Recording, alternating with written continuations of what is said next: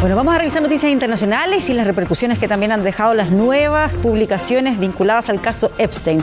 Estamos junto a Carlos Grech. Carlos. ¿Cómo están? Buenas noches. Sí, ahora resulta singular que después de pocas horas de haber publicado estos millones de documentos, eran más de 3 millones de documentos entre fotos y videos, el Departamento de Justicia finalmente diera por concluida la revisión de todos estos datos, de todos estos antecedentes. No va a haber más publicación, pero tampoco la justicia va a seguir revisando esto porque aparentemente han dicho, de hecho, el propio fiscal Todd, que no hay argumentos para seguir investigando esto como nuevos delitos que pudiesen sumarse. Hay muchísima información, por cierto, tú lo decías, son millones de papeles, millones de documentos, Carlos, y hay de todo, ¿no? Hay algunas cosas que son sencillamente denuncias o llamados que hicieron algunas personas con descripciones sobre cosas que habrían ocurrido, y hay otros elementos que sí son bastante más sólidos, por ejemplo, correos electrónicos del propio Epstein, fotografías, otro tipo de antecedentes que sí son más fundamentados. Exactamente. Ahora, de esos últimos documentos, y que vamos a revisar algunos de ellos, muy pocos tienen relación directa con algún delito de índole sexual. Hay muchos que tienen que ver con conversaciones,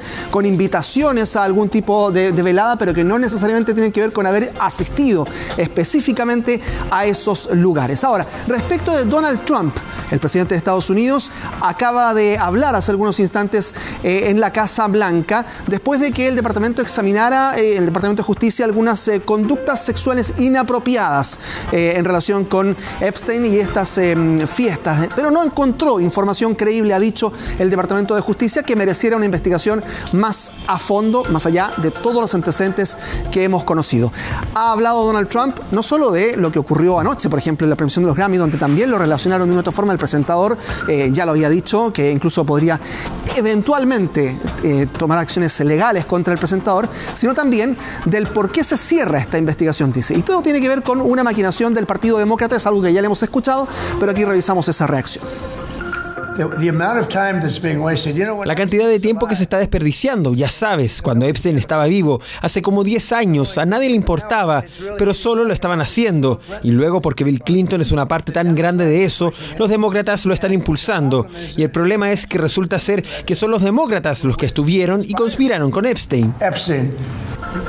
Bueno, ya habíamos escuchado este argumento, claramente era uno de los que en principio había esgrimido Donald Trump precisamente para pedir que no se liberaran estos, para pedir que se liberaran. O sea, él hizo campaña, claro, prometiendo la liberación de los archivos, y luego, claro, ha hecho todo lo contrario, además porque ha quedado claro que uno de los políticos más cercanos a Epstein era precisamente él, tuvieron una larga relación de amistad. Exacto. Ahora, puntualmente, dentro de lo que se ha conocido en estos documentos, ¿qué aparece ahí vinculado a Donald Trump? Lo digo por esa información que estaba circulando en que se hablaba de una violación directamente a una menor de 13 años. Sí, hay un documento, hay una acusación que sostiene que hace 35 años una menor de 13, 14 años habría sido forzada a realizar sexo a Trump durante una fiesta en Nueva Jersey. Y se indica que esa niña también habría sido abusada por Jeffrey Epstein. Este es un archivo, un párrafo que alcanza a aparecer en la página del Departamento de Justicia. Hoy no se encuentra allí, no está de libre publicación, pero hay muchos medios que lograron acreditar la presencia de ese documento. Pero después están los otros mensajes, los correos electrónicos, documentos donde la Casa Blanca dice son todas afirmaciones falsas y que fueron incluso presentadas al FBI antes de las elecciones de 2020. El New York Times utilizó una herramienta de búsqueda, identificó más de 5.000 archivos con referencias a Trump, a su esposa, a Melania, a Mar-a-Lago en Florida, otras palabras, donde precisamente algunas describen interacciones con Trump. Por ejemplo, hay notas manuscritas de una entrevista hecha en septiembre del 2019 que dicen que una víctima, el nombre se tachó de la víctima, recordaba haber sido llevada en un auto verde oscuro rumbo a Mar-a-Lago para reunirse con Donald Trump.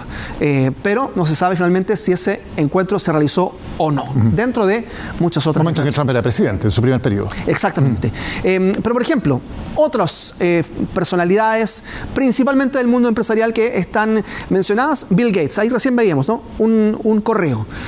Hay notas escritas por Jeffrey Epstein, dirigidas a Bill Gates en 2013, en las que daba a entender que mantenía algunas relaciones extramatrimoniales. Hay un representante de Bill Gates que calificó estas acusaciones de absurdas, de falsas, pero en algunos de esos correos, Epstein escribió que había ayudado a Bill Gates, por ejemplo, a adquirir medicinas para hacer frente a las consecuencias del sexo con mujeres rusas, eventualmente, y que le habría facilitado incluso citas a Bill Gates con mujeres casadas. Todo esto no es un argumento argumento para eventualmente tildar de delito cualquier tipo de actitud como esta, pero obviamente lo relaciona directamente a una persona que sí estuvo procesada por pederastía, como era el propio Epstein. Muchos mensajes, eso sí, de todas estas personalidades. Vamos a ver algunas otras también. Por ejemplo, en el caso de Richard Branson, la mayoría son mensajes que Epstein les enviaba o les quería enviar en algunos casos a estos empresarios, pero no recibía respuesta alguna.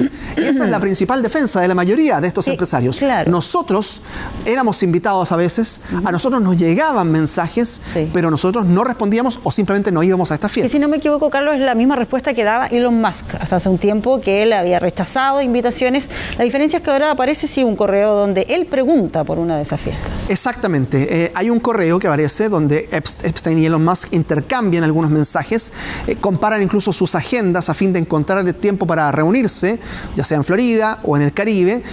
Hay un mensaje que dice de Elon Musk: si encuentras algo de tiempo, ven a visitarme a mi isla, le dice en el Caribe Epstein a Elon Musk el 25 de septiembre del 2012. Le pide que lleve amigas, o amiga por lo menos una, y hay una respuesta. Suena bien, intentaré ir, le dice Elon Musk, en quizás la única respuesta que hay. Después, con los años, el dueño de Tesla negó haber ido a esta isla de manera bastante fehaciente, muy firme en las redes sociales, en publicaciones, donde dice que él intentó hacer que fuese su isla, pero se negó principalmente.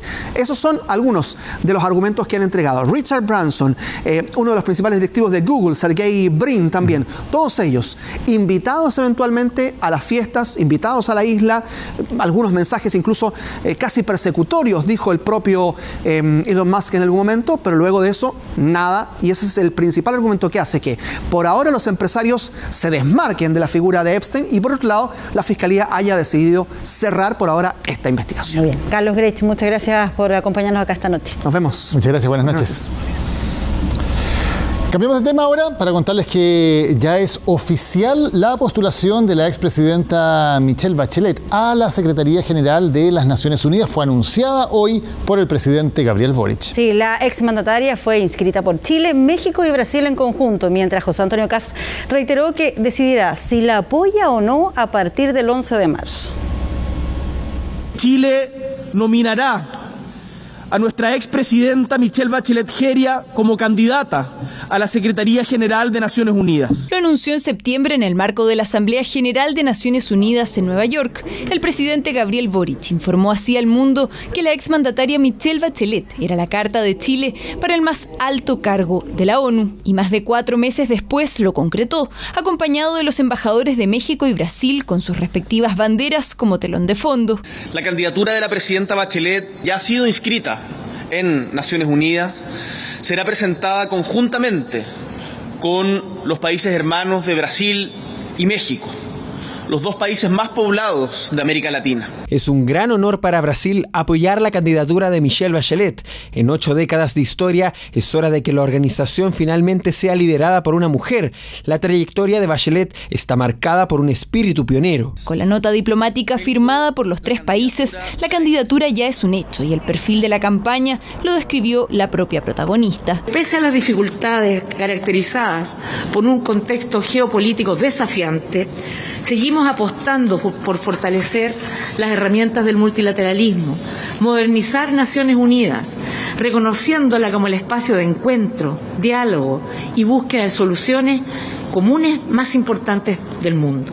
Ambos líderes agradecieron el apoyo de los presidentes Claudia Sheinbaum de México y Lula da Silva de Brasil, luego de meses de conversaciones con el gobierno. Bachelet se convierte así en la segunda inscrita oficialmente en la región, tras el argentino Rafael Grossi, diplomático de carrera respaldado por la Casa Rosada. La duda resurge ahora sobre la nueva administración que asume el 11 de marzo. ¿Respaldará el presidente electo José Antonio Kast a Bachelet? Yo espero que las autoridades que hoy día tienen que dirigir el país estén dedicados a solucionar la contingencia. Lo único que puedo decir, Chile está viviendo una emergencia y la emergencia está en Chile. Mientras yo no sea presidente en ejercicio, no me voy a pronunciar sobre ningún otro tema.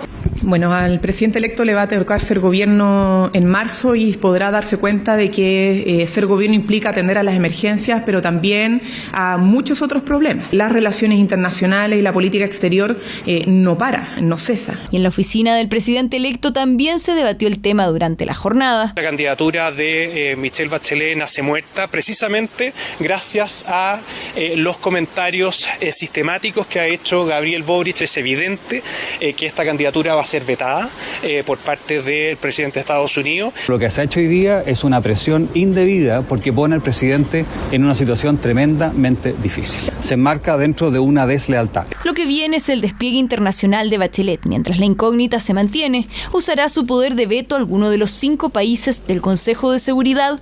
Lo sabremos más adelante, cuando Estados Unidos, China, Rusia, Francia y Reino Unido definan su carta para encabezar el siguiente periodo en el mayor organismo internacional del mundo.